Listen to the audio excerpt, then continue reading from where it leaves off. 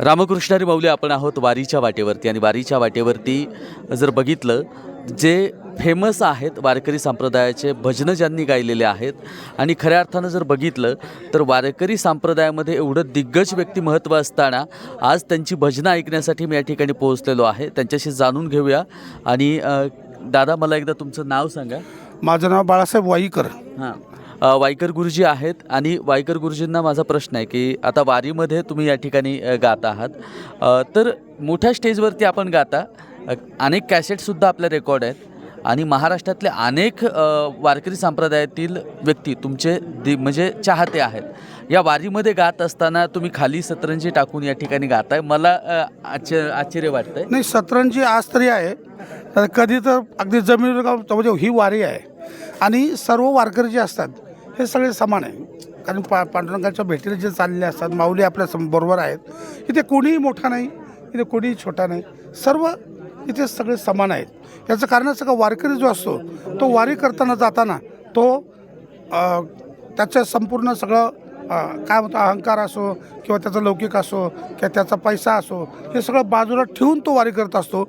इथे वारकऱ्यामध्ये करोडो नाही, करोडोपती नाही, अब्जापतीसुद्धा असतात. ते सुद्धा पायी वारीत चालतात, ते सुद्धा जमिनीवर बसतात, ते सुद्धा सगळ्या. आणि एक कलाकार म्हणून मी तुम्हाला सांगतो की बाहेर गेल्यानंतर कलाकाराला खूप मोठा मान सन्मान असतो किंवा सर्व असतं. पण वारीमध्ये तो जो पांडुरंगाचं भजन करतो, माऊलींचं भजन करतो, तर तो त्याच्यामध्ये फक्त त्याचा सेवाभाव असतो. यामध्ये कुठलाही अपेक्षा नसते, कुठलाही स्वार्थ नसतो आणि कोणत्याही वारकऱ्याचा कुठलाही स्वार्थ ह्याच्यामध्ये नसतो. वारकरी फक्त त्या आनंदाने चालत असतो. त्याला पांडुरंगाची भेटीची ओढ असते, माऊलींच्याबरोबर चालण्याची ओढ असते.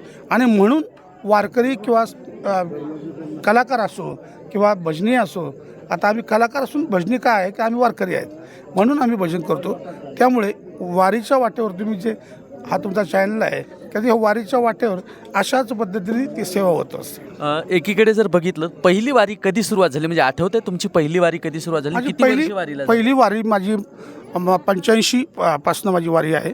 फक्त पायी वारी ही रिटायर झाल्यानंतर झाली. की मी प्राध्यापक होतो न्यू आर्ट्स कॉमर्स कॉलेजला संगीताचा, आणि त्यानंतर मग मी जेव्हा रिटायर झाल्यानंतर मग ही चौथी वारी माझी आहे, म्हणजे पायी वारी. तशी 85 पासून आत्तापर्यंतची जी वारी आहे ती पंढरपूरला प्रत्येक ठिकाणी भजन करणे, अनेक मठामध्ये भजन करणे आणि खूप म्हणजे अगदी सेवा मन व्हावी सेवा करणे, हेच त्यामागचं हे आहे. हां, आता ही संत मीराबाई दिंडी आहेत, त्याचे हे चालक आहेत आणि यांचं नाव आहे भगवानराव मालुसरे महाराज. ही दिंडी चालवतात. मला भजनाची आवड आहे म्हणून मी या दिंडीमध्ये आलेलो आहे. कारण भजन इथे तुका म्हणे ते भजनप्रमाणे यांचा फक्त यांच्या दिंडीचा एक महत्त्वाचा भाग आहे की भजन इथे महत्त्वाचं आहे. इथे उपदेश महत्त्वाचा नाही, इथे कीर्तन महत्त्वाचं नाही. कीर्तन असतं पण ते उपदेश वगैरे नाही, फक्त भजन करीत राहा असा त्यांचा फक्त एक संदेश असतो की तुम्ही भजन करा. ते स्वतःही खूप चांगले गायक आणि भजनी आहेत, त्यामुळे त्यांनी ही दिंडी काढली आहे. ते फक्त भजन म्हणून आम्ही त्यांच्या दिंडीत सामील झालेलो आहे. बरं, एकीकडे जर बघितलं, आता 4 वर्ष पायी वारी आहे, 85 वर्षापासून तुम्ही वारी करताय, तर नेमकं काय मागताय काय पांडुरंगाला तुम्ही? पांडुरंग मागण्यासारखं असं मागणे ते तुझं प्रति आहे देशांतरी पाय पांडुरंगा. तर पांडुरंगाकडे फक्त हेच मागायचं असतं की बाबा, की माझं जे उर्वरित आयुष्य आहे किंवा आता इथून पुढचं आहे ते तुझ्या चरणाशी लागू दे. आणि आता संपूर्ण आपण काय म्हणतो त्याला की मोह माया सगळं सोडून तुझ्या चरणाशी येण्याची आस आहे, हे त्याच्यामध्ये आहे. बरं, पुढची पिढी आहे का संगीतामध्ये? पुढची पुष्कळ. आता हे तरुण जे दिसत आहेत ना तुम्हाला सगळे, बरेचशी मुलं आता या भक्तिसंगीताकडे ओढले गेलेली आहेत, वारकरी संप्रदायाकडे ओढली का गेलेली आहेत का याच्यामध्ये जे समाधान आहे कलाकाराला असो किंवा इतर समाजाला असो, श्रोत्यांनाही असो, की भजनामधून जो आनंद मिळतो तो तुमच्या इतर कोणत्याही गोष्टीतून मिळत नाही. गझल गा तुम्ही, शास्त्रीय संगीत गा, नाट्यगीत गा, ह्याच्यामध्ये काय होतं की त्याच्यामध्ये फक्त मनोरंजन होतं.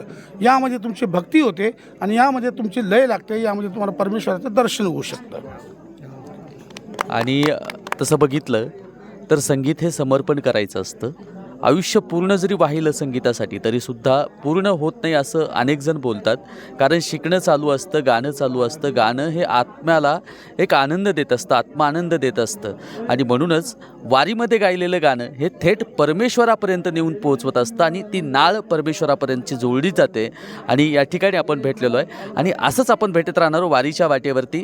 आणि अभंग वारी या पेजच्या माध्यमातून असेल किंवा उदय न्यूज या यूट्यूब चॅनलच्या माध्यमातून आपण भेटत राहूया. आणि चॅनलवरती नवीन असाल तर नक्की सबस्क्राईब करा आणि इतर बांधवांपर्यंत शेअर करा. रामकृष्ण हरी. रामकृष्ण